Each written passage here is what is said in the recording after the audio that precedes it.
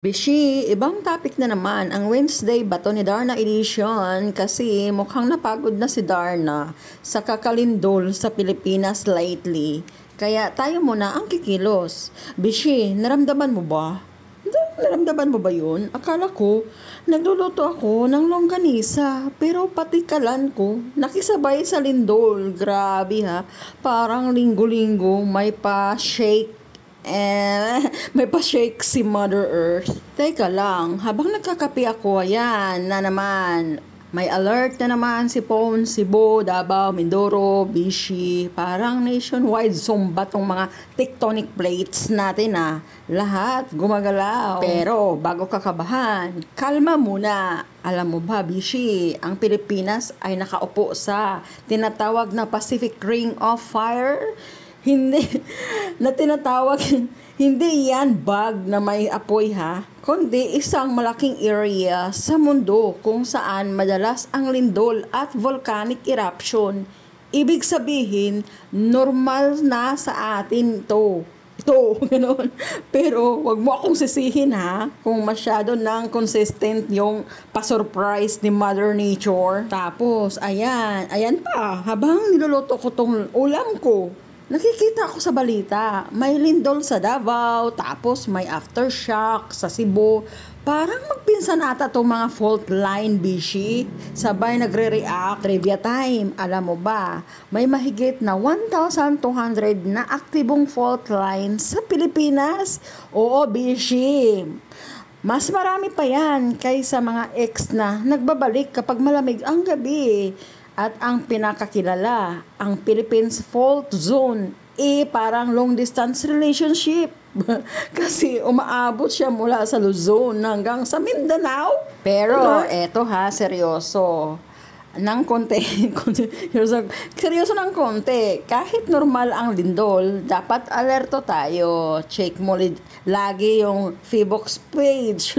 Check mo lagi yung Feebox page. Kasi sila yung legit na source. Hindi yung kapitbahay mong sinasabi na sign na ng end of the world daw. Calm down, Bishi. Huwag tayong panic buyer ng canned goods Ang pinaka-importante, laging ready ang go bag. Alam mo yung emergency kit na may tubig, flashlight at extra load para makapag-tiktok ka kung sakali.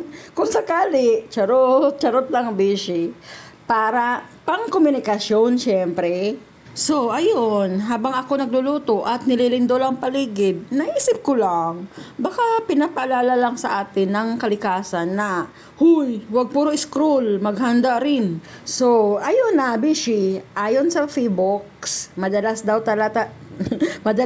talaga daw tayong makaranas ng mga ganitong kalikasan, moments, kasi nasa Pacific Ring of Fire tayo. Kumbaga, prime location ng mga lindol at volcano drama. Imagine mo, Bishi, nasa gitna tayo ng mga galit na tectonic plates. Kaya kahit kunting galaw, boom! Trending agad na balita. Speaking of trending, may mga netizens na nagsasabi, baka raw sign of the times na naman ito. Alam mo naman, konting shake lang ng lupa, biglang may nagpo-post ng, repent, the end is near. Parang, the end is near, and so I face the final curtain. Parang ganun yun Pero sabi ng mga experto, natural lang ito. Cycle ng mundo. Ang importante, alert at handa tayo palagi. Kaya, kung maramdaman mong gumagalaw ang sahig, wag mo na mag-alala. Darna! Lumipad na palabas si Darna. Duck cover and hold daw ang sabi ng mga expert. Kumbaga, pag magpaka-smart. Akala ko magpaka-globe. Magpaka-smart, hindi panic mood. Pero aminado ako, Bishi, minsan nakakakaba pa rin. Lalo na kung nasa kusina ka.